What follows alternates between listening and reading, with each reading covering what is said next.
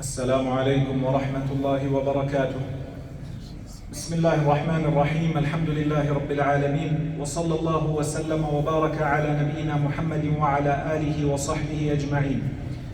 Beloved brothers and sisters in Islam, when we ponder over the verses of Hajj, the verses in Surah Al-Baqarah, wherein Allah subhanahu wa ta'ala makes mention of Hajj and some of its rulings, we find that not only are there lessons for those who are performing Hajj only, but rather they are lessons for every single one of us.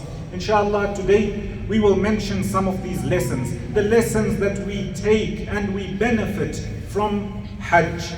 Allah subhanahu wa ta'ala says, وَأَتِمُّ الْحَجَّ وَالْعُمْرَةَ لِلَّهِ, and complete your Hajj and Umrah. For who? For Allah subhanahu wa ta'ala alone.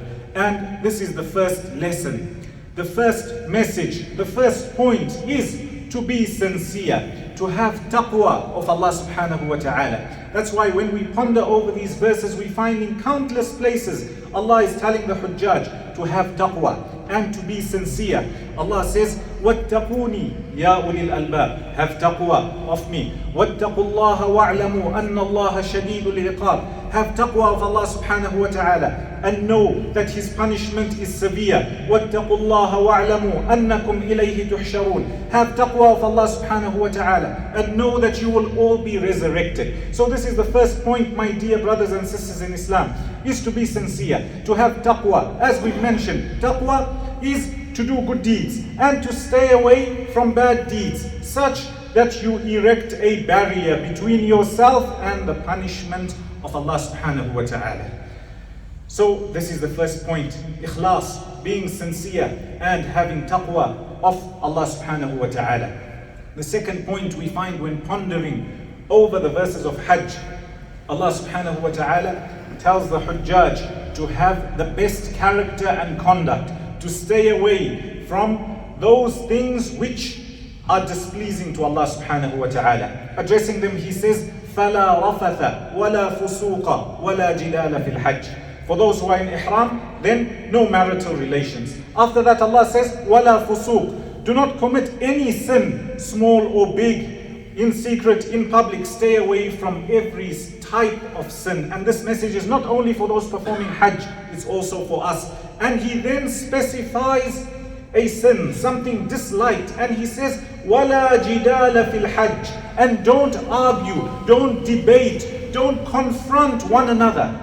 And the message is not only for those performing Hajj, for every single one of us. Stay away from arguments, stay away from bickering, and protect your tongue. After telling the Hujjaj to stay away from certain things, Allah then says, فَلَا رَفَثَ وَلَا فُسُوقَ وَلَا جِدَالَ فِي الْحَجِّ وَمَا تَفْعَلُوا مِنْ خَيْرٍ يَعْلَمْهُ اللَّهُ. Whatever goodness you may do, you should know that Allah subhanahu wa ta'ala knows about it. And this is an encouragement. Allah is encouraging you to do all forms of goodness. Yes, when you're performing Hajj, there's tawaf and there's sa'i and there's pelting, etc. Those are physical actions. We all know about them, but there are also other acts of worship a person is able to do, whether they're performing Hajj or not performing Hajj. You help somebody, you teach somebody something, you make dhikr of Allah subhanahu wa ta'ala, you make dua for somebody. These are all good deeds, and Allah is saying whatever good deed you may do, Allah knows about it. I.e., He's encouraging us to do as many good deeds as we are able to, small or big. The third point, the third message that we're able to derive from the verses of Hajj is for a person to be independent. Independent such that they are not a burden on others. Allah subhanahu wa ta'ala telling the Hujjaj, He says, وَتَزَوَّدُوا, take your provision for this journey of Hajj. Don't go to Hajj without anything. You've got no money, you've got no shelter, you've got no food, you've got no transport, and then you're going to be a burden on other people. In fact, Allah subhanahu wa ta'ala allows those performing Hajj to carry out business as long as it doesn't distract them from their main purpose. Why? So they are independent, they are not dependent on other people. And the message is for us all. At times, for you to be a good Muslim, you've got to have some sort of financial independence. You've got to have some sort of responsibility. So this is a lesson we take from the verses of Hajj. The fourth lesson, or the fourth message, is for a person to feed the poor. Allah subhanahu wa ta'ala, He encourages those performing Hajj in many verses. He says, وَأَطْعِمُوا الْقَانِعَ وَالْمُعْتَرَ وَأَطْعِمُوا الْبَائِسَ الْفَقِيرَ. Give the poor people food, feed them. When it comes to those who are performing Hajj, those carrying out Tamattu' and Qiran, they have to slaughter for the sake of Allah subhanahu wa ta'ala. And that time also coincides with those who are carrying out the udhiyah, the sacrifice, wherever they may be in the world. And this shows us that we are encouraged in Islam to feed the poor.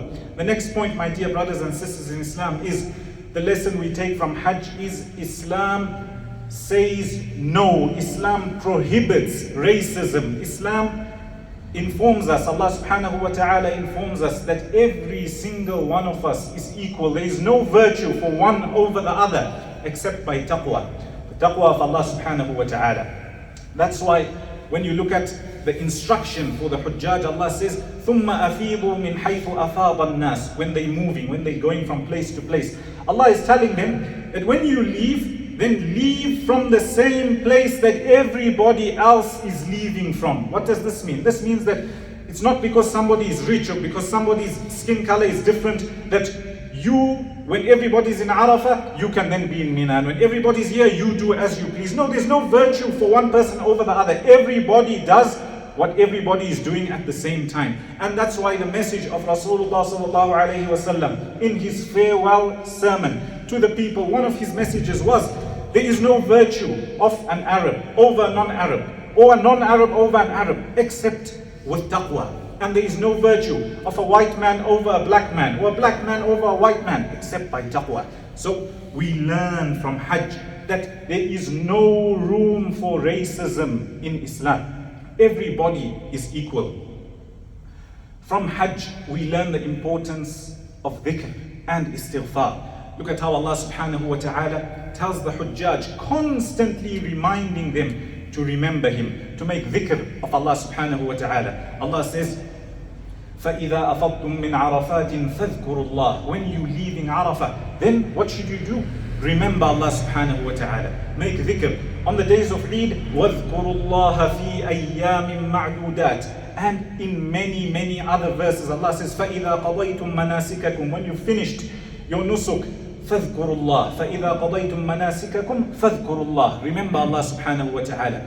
The message is for those performing Hajj as well as for every single one of us.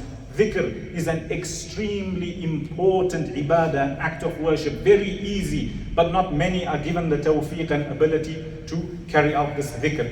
And a special type of dhikr that Allah mentions again in the verses of Hajj is that of istighfar, asking Allah to forgive your sins. And when you ponder over istighfar, you find that generally we are encouraged to make istighfar all the time, especially at the end of an act of worship. So after salah we say astaghfirullah. After Hajj, Allah subhanahu wa ta'ala is telling them to make istighfar. After qiyamul layl, Allah subhanahu wa ta'ala tells them to make istighfar. So from this we derive the importance of dhikr. The next point, my dear brothers and sisters in Islam, is from these verses we learn the importance of dua. Asking Allah subhanahu wa ta'ala to grant us in this world as well as in the next. Allah says, وَمِنْهُمْ, there are people from amongst them, وَمِنْهُمْ مَنْ يَقُولُ رَبَّنَا آتِنَا فِي الدُّنْيَا حَسَنًا. Oh our Lord, grant us goodness in this world. وَفِي الْآخِرَةِ حَسَنًا, and goodness in the next. وَقِنَا عَذَابَ النَّارِ, and save us from the fire. The one who ponders over this dua will find that a person is asking for all forms of goodness in this world and the next, and he's asking to be saved from the fire.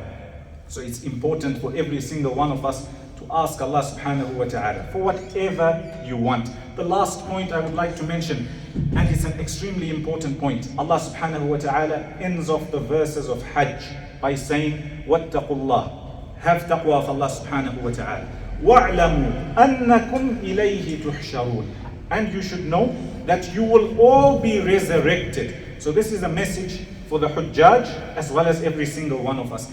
In the same way, Allah was able to gather all these people in one place. He is able to gather them on the day of Qiyamah. And if you ponder over Hajj, you would find that there is a message, a reminder of death, the way the people dress, the way they are moving so quickly from place to place, the way there is so much confusion and chaos. And this reminds you of some of what has been mentioned for the day of Qiyamah. That's why after Allah subhanahu wa ta'ala says that He is able to resurrect everybody, we find in the 17th juz in Surah Al-Hajj, Allah begins by telling us about the shaking and the hour. Inna zalzalat as-sa'ati shay'un azim. A very short period of time that a person is here on this earth, and within a short period of time there will be Qiyamah, etc. So we've got to, as Muslims, yes, benefit from these lessons and implement them. The verses of Hajj, the lessons for the people who are performing Hajj, are not only for them, but for us also. We ask Allah subhanahu wa ta'ala to make us from those who benefit the most from His verses, and to make us from those who are freed from the fire and entered into Jannah. Ameen. Wa sallallahu wa sallama wa baraka ala nabiyyina Muhammadin wa ala alihi wa sahbihi ajma'in.